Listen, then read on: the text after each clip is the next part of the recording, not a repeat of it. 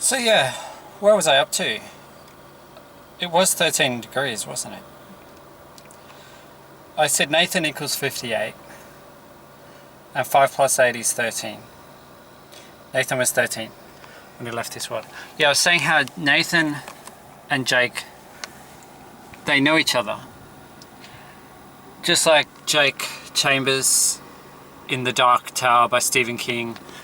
He left one world, he left this world in a story. It's just a story. And Jake was a Manhattan boy, a New York City boy. And he died suddenly. Died. See, nobody knows what death is. We think we know, we don't know, I mean, I have a different view of death one day to the next. Some days I think, oh yeah, it's the pointless end to a pointless life. Some days I think like that. Because it seems like a perfectly pointless planet in a lot of ways. Because there's a lot of things, bad stuff happens in the world. The more you look, the more you see. 46 is Jatan. It's the value of Jatan, J-A-T-A-N.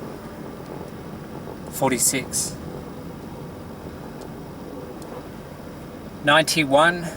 Hey, I was talking about Laurent. The name Laurent has a value of 91. Laurent, Lorenzo. I was saying, remember the name Lorenzo because it's on the hurricane name list this year. Laurent, Lawrence, Lorenzo. Lorenzo means from Laurentum. It's Italian. And I said also keep an eye out for Melissa. The M name, Melissa. Hey, I just spotted 2 cars in a row.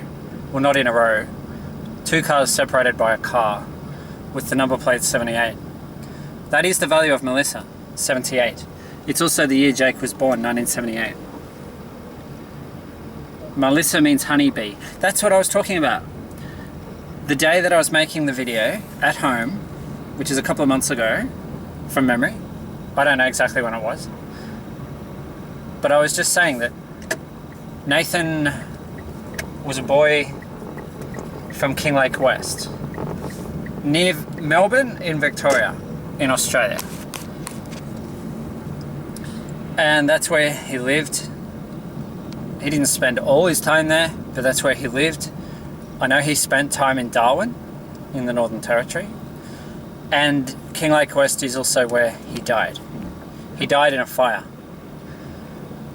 Not a house fire, and not like a car fire or a van fire, but in a bushfire, a firestorm. 46L.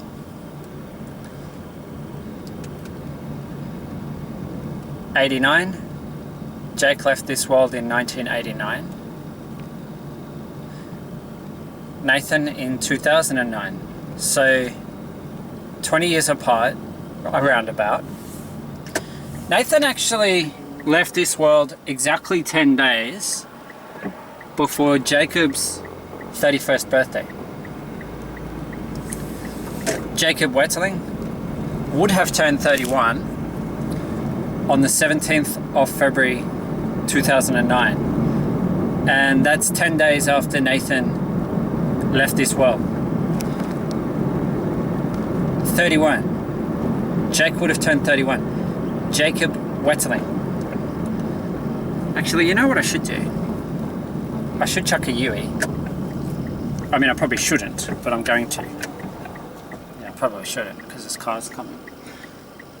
On the other hand, there's not much traffic behind me, so it doesn't really matter. People are just going to look at me like I'm weird. But that's okay, because I kind of am a bit weird. Well, so people say. And if people say I'm weird, who am I to argue? Too weird. Some people say I'm too weird. Too weird. Oh, well, I'm sorry. I'm sorry for being too weird. It's like, I can't help it. I just am what I am, who I am. Nathan Breeze, boy from Kinglake West. Nathan David Breeze, actually. His middle name is David. And Jacob Irwin Wetterling. Middle names. So I'm at a high school right now. I'm at Alfred Deakin High. And the good thing about this, the reason I did the U-turn, if you want to call it a U-turn, is because I can show you the current time and date. August 1st. And did you see the time? 1:59. That's the value of Nathan David Breeze. 159. Magic. 1:40. Why did I say that? And now 13 degrees, Nathan's age. Age, A-G-E, equals 13. A reflection of 31. Nathan died exactly 10 days before Jacob's 31st birthday. The name Jacob has a value of 31. Jake equals 27. Nathan equals 58.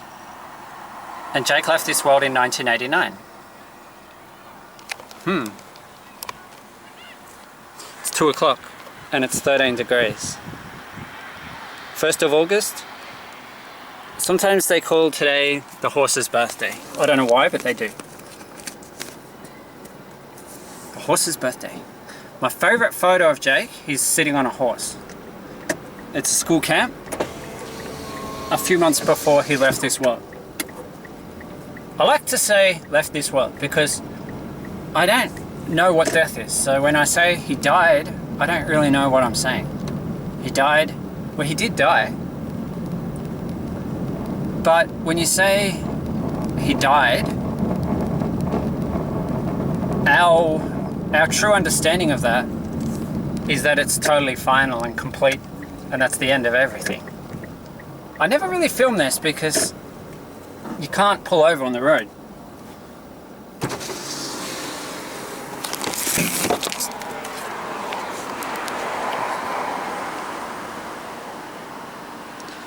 $117. What is 117? It's the value of a name.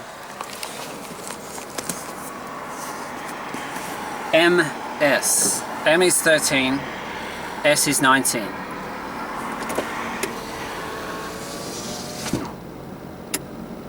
Suffering. Multiple sclerosis. Someone I went to school with, it's going right back to my early days of primary school. So back to when I was in kinder, year 1, year 2. But I do remember those days. Even now, I remember those days. And I've got to go right back that far to when I knew this lady. I didn't know her well. Obviously, I was very young. And I only saw her a few times. I would have spoken to her. I don't know. I don't have clear memories of her. But she developed multiple sclerosis, MS. And she was bedridden, and it's a debilitating, terrible disease. It takes away everything. And I was thinking, there's suffering and then there's suffering. There's like pain and then there's pain. And then there's fear. Fear of pain. Either you're suffering or you're in fear of pain. Because there's always the risk, the chance, the suffering is going to come. So a lot of people have anxiety. A lot of people live in fear. There is fear and there is suffering. If you're suffering, well then you don't have much to fear because you're suffering. If everything's good, then you live in fear that something bad might happen. Nathan, everything seemed good. And Jake, everything seemed good. At least from an outsider's point of view, looking in from the outside, everything seemed good for Jake and for Nathan. But of course, I don't know that. I don't know that everything was actually good. I do know that on the day that on the day that Jake left this world, the day he died, the day he was murdered, kidnapped by a stranger and murdered, I do know that he was not himself. In the hours leading up to his abduction, he was not himself. He was not his usual self. Usually he was happy-go-lucky. He was fun-loving, and he was a little bit mischievous, a little bit inclined to be naughty, a prankster. So a typical 11-year-old boy. Intelligent, he liked school, he was good at sports, he enjoyed sports, including football, soccer, ice hockey, he was a goalie, and all around everything seemed pretty good in Jake's life from an outside looking in. And of course nobody knows what's actually the case. But on the day that he was taken, on the day that the terrible thing happened to Jake, he was not himself. He went to an ice hockey tryout and he just could not perform. He didn't perform at his usual level. And he came out of it feeling dejected. That was in the morning. Sunday. It was a Sunday. 22nd of October 1989. He came out of the ice hockey tryout. He felt like he'd flumped. Yeah. He felt like he'd flumped it. And he didn't feel happy, he was dejected. Flunked it. He felt like he'd flunked it. And he was not happy. He was in a depressed state. Downcast. Quiet. Not himself at all. And you think, oh, it's because he didn't do well at ice hockey. It's kind of weird. It's almost like he knew that his life was about to come to a terrible ending. Something terrible was about to happen to him. But of course, there's no way he could have known. And the weird thing is that by the afternoon, by the evening, he had come out of that depressed state and he'd picked up because it was because he was in a downcast mood that he was allowed to ride his bike down to the shop to hire a movie, because his parents knew he was unhappy. So they let him do something that he'd never been allowed to do before, which was ride his bike down to the shop. It's a rural area. It's a little town called St. Joseph. Anyway, I have to go get lunch. I'll be back and I'll continue this. I need a burger or something.